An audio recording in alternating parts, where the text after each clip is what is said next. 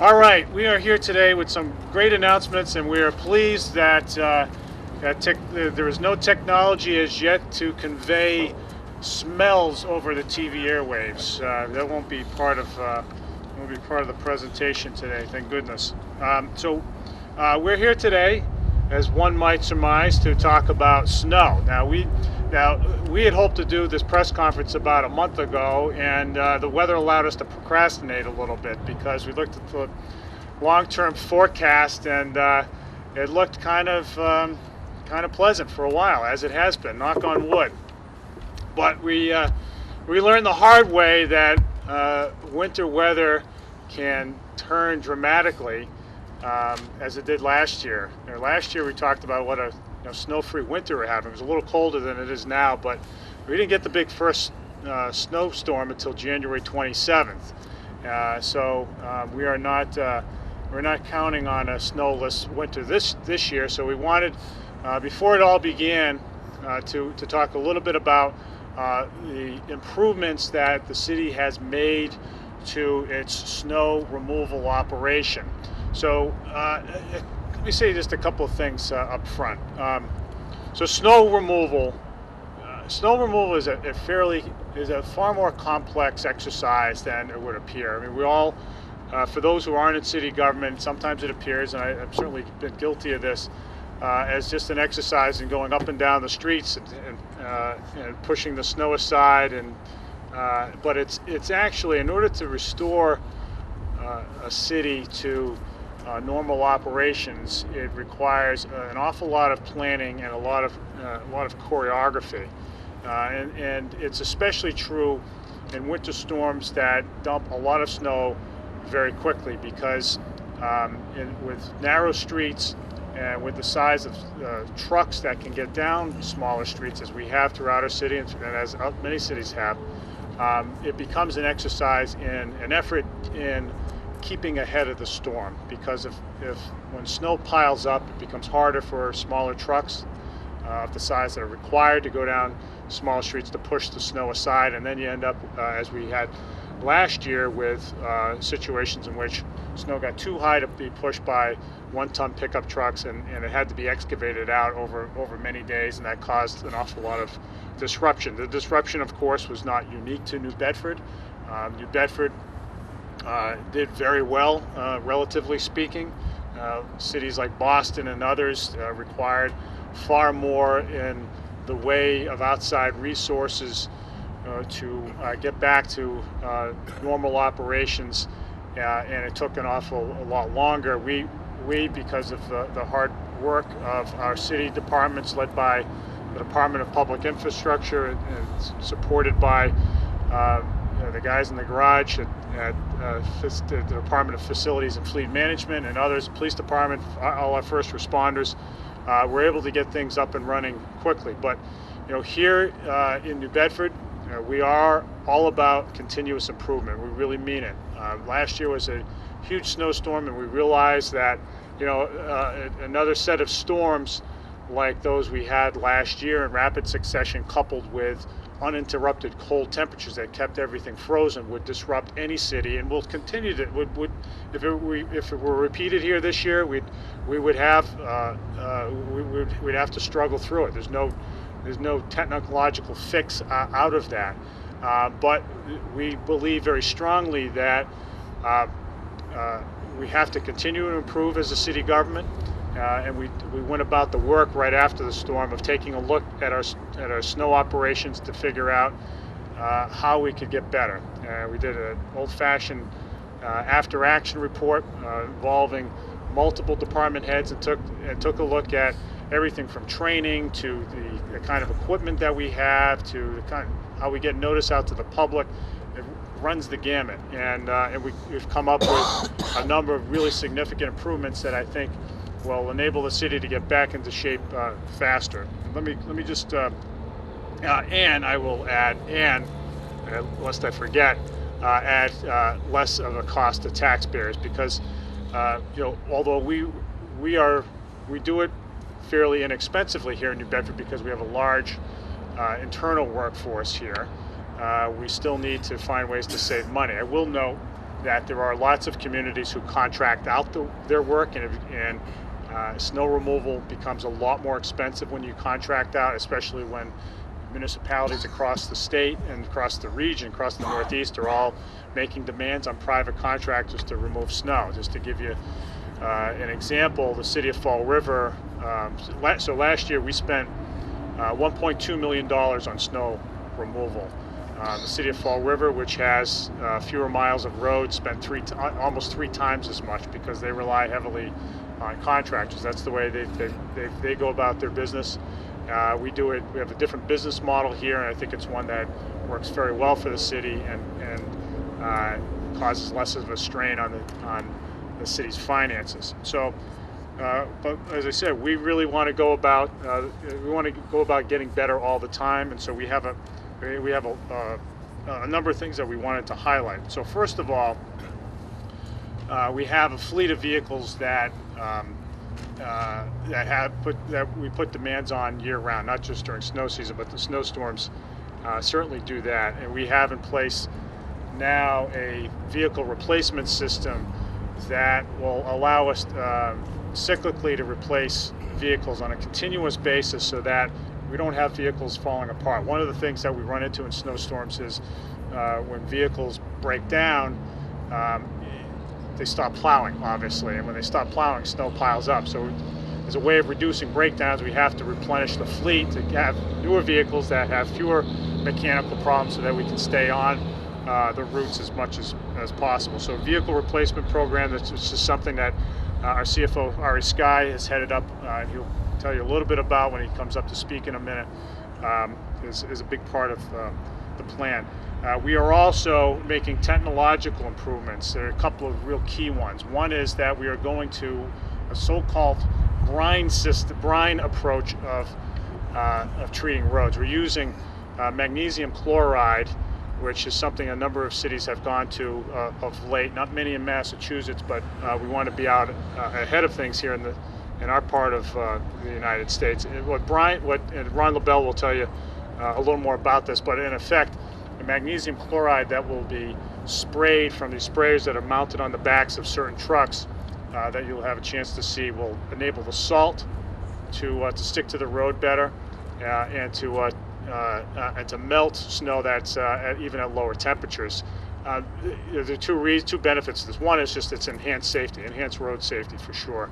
The second is money. There are two things that drive snow budgets, and that's overtime, as well as the amount of money we spend on salt. If we're able to spend much less money on salt, then we're going to be saving taxpayer dollars along the way. Coupled with that, we've installed some sensors to certain vehicles in our fleet that will allow us to determine when salt needs to be put down and how much. And this is, as high-tech as it gets in the snow removal business. There'll be sensors on trucks that will detect the air temperature and the temperature of the surface of the road, and allow us to know how much of it needs to be treated. And then again, that will allow us to deploy our resources in a much more cost-effective way, and in a way that will make for better public safety. So that Ron will tell us a little bit about that as well. We've also hedged when it comes to the expenses associated with big snowstorms. We've actually have an insurance contract now that will allow the city to be repaid for expenses up to a certain amount for snowfalls that are greater than 50 inches, so that we're not having to endure a big fiscal hit when we have an unexpectedly large snowfall year. There are a number of other things in terms of technological upgrades, new software that allows us to track vehicles, monitoring software that allows us to track the whole fleet all at once from DPI. And then we've got a number of other things, new training that Ron will tell us about, because there is an art to plowing snow. Everybody needs to know how to do that effectively. And then we have certain streets that have been troublesome streets around the city that are going to go to double-sided parking bans. As you know now, we have one-sided parking bans up and down all city streets in the downtown and on Acushnet Avenue. We have double-sided bans. We believe that we need to go to double-sided bans on some of the other major arteries that are themselves bus or ambulance routes and that have had historically been tough places to plow. So these are measures to primarily to enhance public safety and to ease plowing so that, again, we can get back into working order. And then we'll have a list of those streets for you for your publication. All in all, this is a really good plan, and what it reflects again is the administration's and the city council's commitment to improving city operations, to deliver the very best services to New Bedford residents in ways that are efficient and not burdensome on taxpayers, and we are firmly committed to that. And I'm going to call up members of the City Council who are here today in a moment, headed by City Council President Linda Moran. I know she and the rest of the council are committed to constant improvement as well as saving taxpayer dollars in every conceivable way. It also is a reflection of the culture in city government that is all about making things better. And I want to thank a number of folks in that way. I want to thank Ron LaBelle and Ari Skye and Kenny Blanchard, who's here today, whose team heads up, not only has a number of drivers, but who also heads up the effort to keep city facilities clear and to put vehicles back on the road as quickly as possible.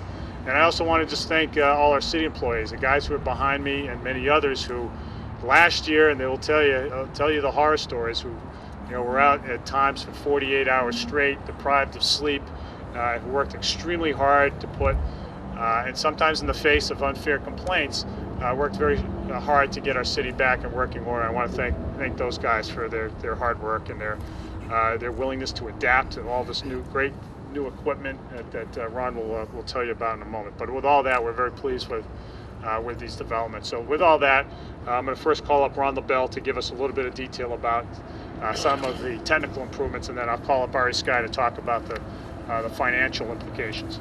Where's Ron? Thank you, man. Thank you. Good afternoon, everyone. I'm standing here and I'm looking around, and I remember a year ago this entire parking lot had 180,000 cubic yards of snow that was about 25 feet high. And I think the last melting day was somewhere second or third week of April before it was gone. So I'm hoping we don't get that kind of year again. The mayor's pretty much said it all. We've invested a lot of time and effort. Actually, we began in July to prepare for this winter. And you can see behind me and around us, some of the pieces of the equipment that we've purchased. A lot of specialized equipment, but again, as the mayor stated, this equipment has multiple purposes. We use it, in the off seasons from snow for dig ups and for a lot of different activities around the city, for laying pipe and parks and road repair and all of the activities that public infrastructure undertakes throughout the course of the year. About 3 years ago, when we took over highways, I encouraged Zeb Baruta, our deputy commissioner, and he's a member now of a national committee for the American Public Works Association. And we send our guys to seminars countrywide to look at how other communities do snow removal. And from that, he came back one day and looked at me and says, "Geez, Ron, everybody's walking around with spotlights and all we have is candles." So, with the mayor behind this and the city council behind this, we've invested in new technologies. And obviously the equipment that you see around you, the new magnesium chloride system, which snow removal has come down to a science. And air temperatures, street temperatures, pavement temperatures, and calculations on how much salt to use, how much magnesium chloride to use, makes us more effective. It makes our streets safer, and it helps us to do a better job. It's a new technology for us here, but it's an older technology that's being used around the country, especially out in the West. So that's going to be something new for us, and we're excited about it. We put in place a GPS tracking system in all of our trucks, which when we're done, and actually that activity's begun today, the contractor's in the city, and we're installing them. He'll be here for about 4 days. It's going to enable us to be able to track every vehicle, how fast they're going, if their plow is down, if their plow is angled left or angled right, how much salt is being applied, is it enough, is it meeting the calculations that we've established. So it brings us into the 21st century for snow removal. It's going to help us to be more efficient and more effective. We, for a long time, have had a training program. After last winter, you know, there was a lot of criticism, and the public has every right to expect everything from public servants. So we enhanced our training program. We're emphasizing curb-to-curb plowing in the city, helping our neighbors to weather, you know, events like this, but keeping in mind, and this is important, especially for the media and the general public, is be careful of the expectations during snow events like we saw last winter. You know, frankly, you know, the mayor challenged us to be better at what we do. But last year was an extraordinary event that was historic. And frankly, you know, the public servants that were out there for 40, 50, 60 hours did a good job, given the conditions that they were handed.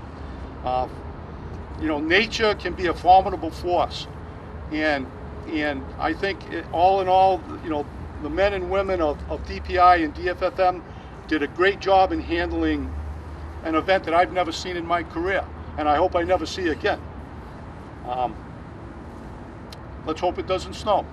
Thank you. All right, thank you, Ron. Yeah. Let me emphasize. So we brought all this new equipment to the press conference, and we want you to take a good look at it and get inside and all that. But it's our hope that we don't use this stuff at all.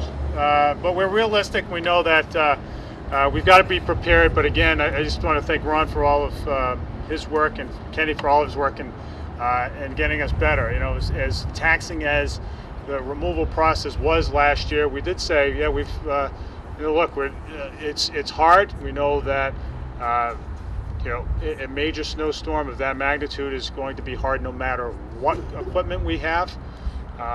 But we've got to find ways to get better, and they took up the charge, and so I really appreciate what they've done and what their guys have done over the last year to make that happen. With all that, a big consideration in everything we do, but especially when it comes to basic services, is how much we're spending. You know, we keep a very close watch on every penny that we spend, because that is we spend city funds as though they were our own money. We very carefully, and the man charged with financial planning in the city had a big role in formulating these improvements, because what people should know about all of the stuff around us and all the changes in practices and procedures is that they are meant not only to improve the services, but they will save the city money. So with all that, for a description of all that, let me call up our CFO, Ari Sky. Ari. Hi. So a couple of things. During the last winter, the city lost about 15% of its snow fighting fleet to the weather. Many of those vehicles were more than 20 years old. Things like blown transmissions, blown engines, split axles, things that couldn't be repaired and weren't worth repairing in vehicles of that age. It became clear that we needed to accelerate our replacement programs to catch up and bring the city's fleet into a place where it would be able to handle the weather and the demands placed upon it. So we identified a need for 19 vehicles. 16 of those are being paid for out of a lease purchase. We are spreading that over 5 years, the payment, to be able to minimize the impact on the budget. The City Council was very receptive and very helpful in looking at that and considering the proposal and helping to move it forward. This will be part of an ongoing replacement program. Every year we'll be looking at replacing some chunk of vehicles. In addition to those 16 vehicles, there were 3 vehicles purchased out of the city's enterprise funds as well. Those were scheduled for replacement, but they're also part of that 19. Also, to try to manage the risk, the mayor mentioned it briefly in his remarks. We purchased a hazard mitigation insurance, or what's we called an excess snowfall policy. This is a fairly new thing in the world of insurance, but it's a relatively inexpensive policy that provides a benefit to the city for snowfall in excess over a certain level. In this case, it's more than 50 inches. We get $2,500 per inch, and this is seasonal totals for each year. For each inch above that number. The maximum that we can receive recovers $125,000. The policy itself is relatively inexpensive. It's about $10,000 a year, but and effectively we're extending our snow budget by nearly 50%, or about 35%. So that's a way to do that without having to hit the budget or hit the levy or things along those lines. So there's a couple of things we're doing to try to make the management of the risk a little less trepidatious, give everybody a little more rest at night. One thing I would like to say is that Ms. Ken Blanchard and Ron LaBelle have both been extremely helpful in helping to identify the need and coming together the specs and so forth, so that we went forward with this lease purchase. We were able to do it in a clean and straightforward way. Thank you. All right, thank you, Ari. So none of this could happen if we didn't have the firm support of the New Bedford City Council. And the council recognizes, as I do, the needs in the neighborhoods. The cities are very sensitive to the city's ability to fund services, and so I really appreciate the City Council support for what is a real comprehensive approach to improving a vital city service for any city in the Northeast, any city in a cold weather climate, and to do it in a way that is just respectful and sensitive to taxpayer interest, but also enhances taxpayer interest insofar as every taxpayer dollar that goes into these improvements will actually be saving the city. It'll actually be yielding more than it has historically. So I would I'm going to ask Linda Morad, City Council President, to come on up to say a few words about these improvements on behalf of the council. Linda. Thank you, Mayor. I'd like to begin my comments by declaring it must be winter. The mayor has a coat on today. Yes. Usually he shows up in his suit jacket, and we're all, bundled up, and the mayor's standing there like it's spring. So the council is pleased to be part of the press conference today to announce the new plans and the new equipment. I'm joined by several of my colleagues today, the Councilor of Ward 1, Jim Oliveira, the Councilor of Ward 2, Stephen Martins, and the Councilor of Ward 5, who really does not work for the Department of Public Facilities or the Department of Public Infrastructure, although he looks like them today, Kerry Winterson. And as the mayor and Ari have said, this has been an effort on behalf of both arms of government to try to, number one, improve the fleet of equipment that we have within the city. It's important to us. Public safety is one of the most important things that the council puts forward on a regular basis. But it's not just public safety in our neighborhoods. It's the safety of our men and women that are out doing the job on a regular basis. And I, like the mayor, applaud the men and women of the city who are out in elements that most of us run home to, and they're out there doing the job away from their families, doing the best they can to be sure that they keep our city's streets open for our police, fire, and our EMS. So I echo the sentiments today that say I hope we don't use this equipment at all, but being a realist, living in New England, we know we are going to use it, and I know we've bought well, and these pieces of equipment will last us for many years, and I hope we can build upon this in future years. And the City Council certainly supports this effort, and we'll look forward to continuing this kind of effort, not only in this area, but in other areas in the city where it makes sense to do this type of purchasing and to make our city's programs more effective and efficient. Thank you very much for the opportunity to be here today. All right, thank you, Linda. So So we brought you here today because this is an easy place to show off the new equipment, obviously, but this is also a trip down memory lane. We spent some time here, we, the city government and members of the media, looking at those massive snow piles last year that started off as tall white mountains and became tall gray and slimy mountains after a springtime melt. We don't miss those, and hopefully we won't have to deal with that kind of problem this year, but if presented with it, we'll be in a much better position to deal with it. So with all that, let me take your questions, if any. If you can talk about this double-sided parking ban and how you hope that'll help. Yeah, so there were one of the things that we observed last year is that there are a number of major arteries that became quickly bollocksed up because of accumulating snow. And these were, in particular, certain of those streets were bus routes and ambulance routes, places where we actually had to deploy people to pull buses and ambulances and even police cars out of snowbanks. So by freeing up those places of cars, we can get plows up and down those streets readily and plow curb to curb before the snow stops, right? Because ultimately, under current conditions, in a situation where you just have one side of the street that has a parking ban, the other side of the street tends to have these piles that end up between cars, and then when the cars leave, you have these piles effectively in the middle of the street. We want to remove that problem as well.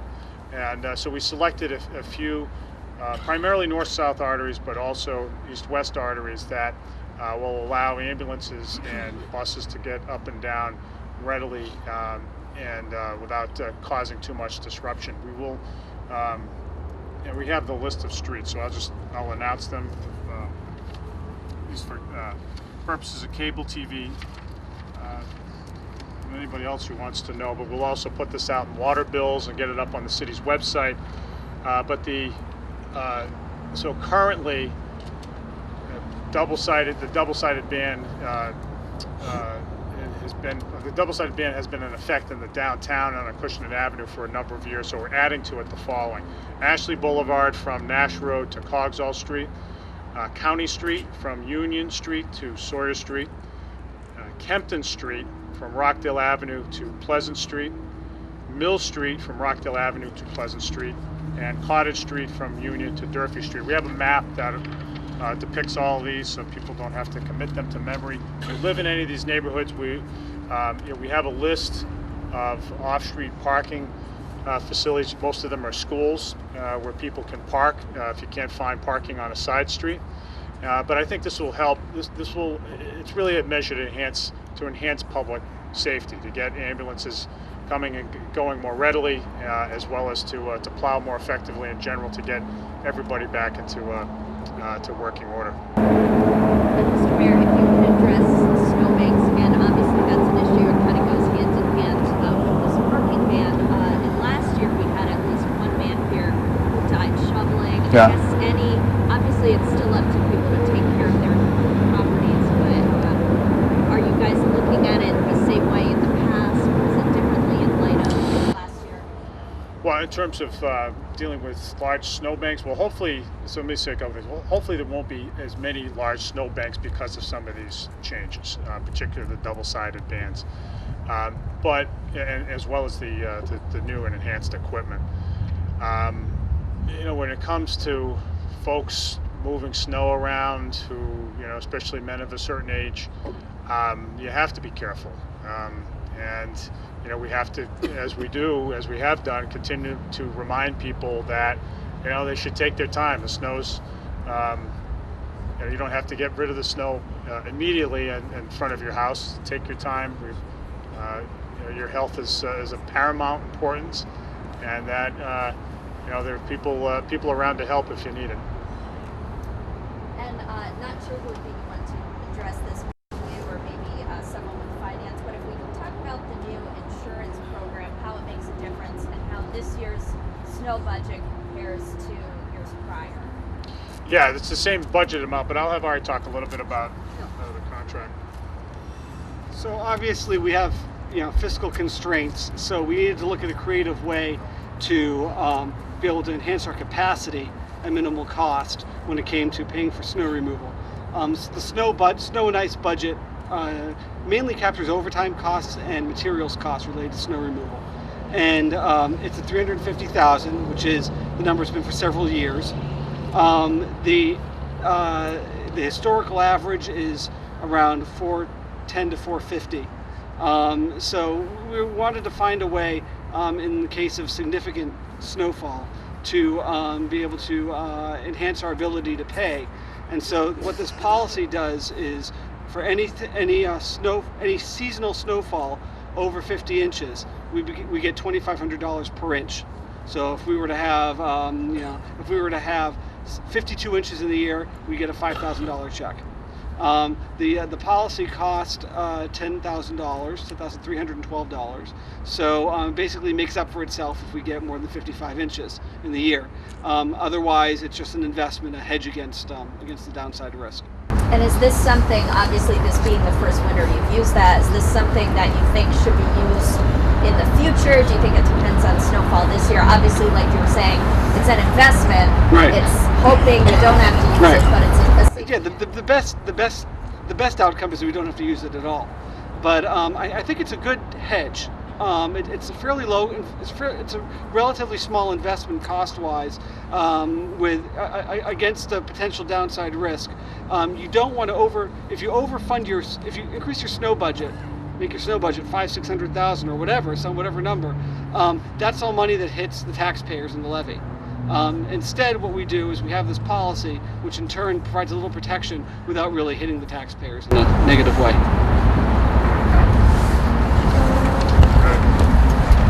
Mayor, can you talk a little bit about the training that these guys go through when you say public? Yeah, let me turn to Ron LaBelle for that. Give you a little bit of detail. Thanks, man. Yeah, what we do in my office, we bring the guys into the conference room. We show them a film that we've got through the American Public Works Association on appropriate training and snow plowing strategies.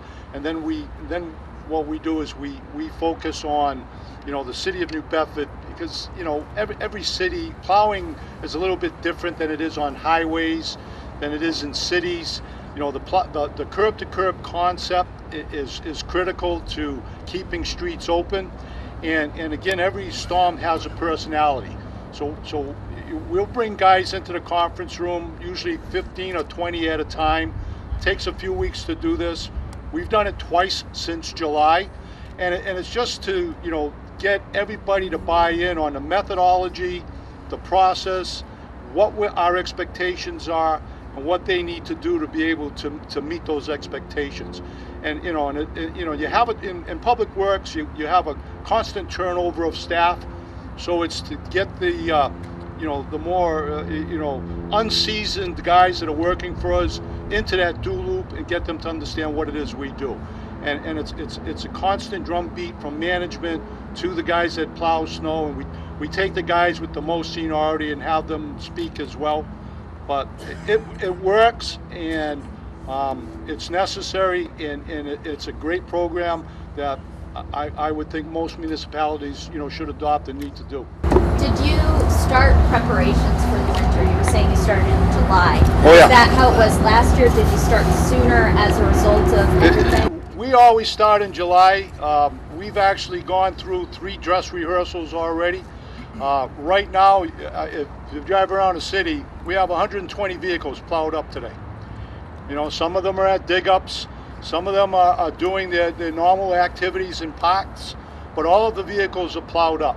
We've done that 3 times this year, and the purpose for that is part of the training program.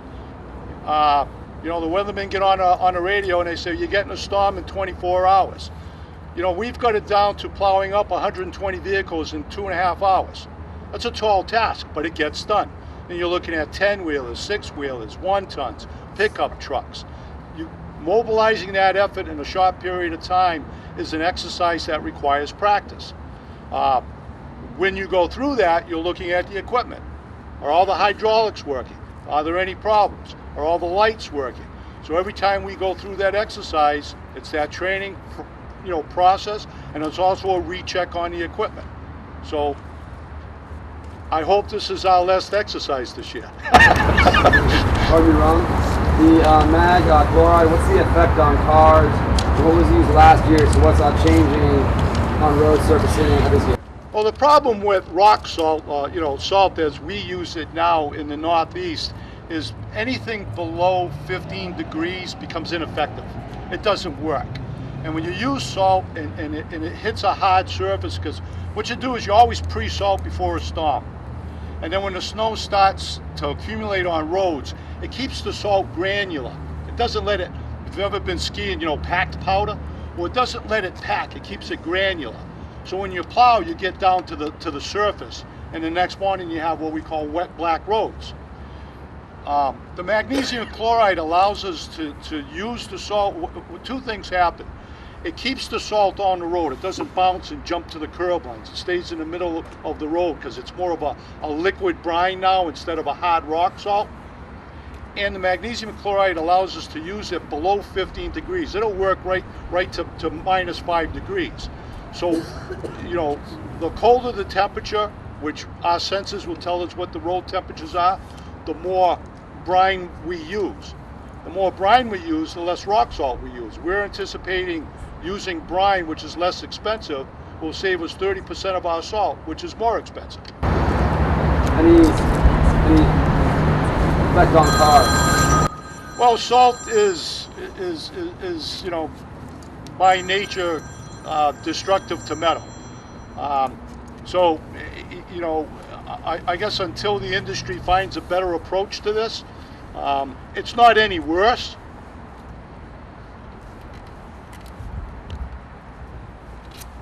Okay, thank you.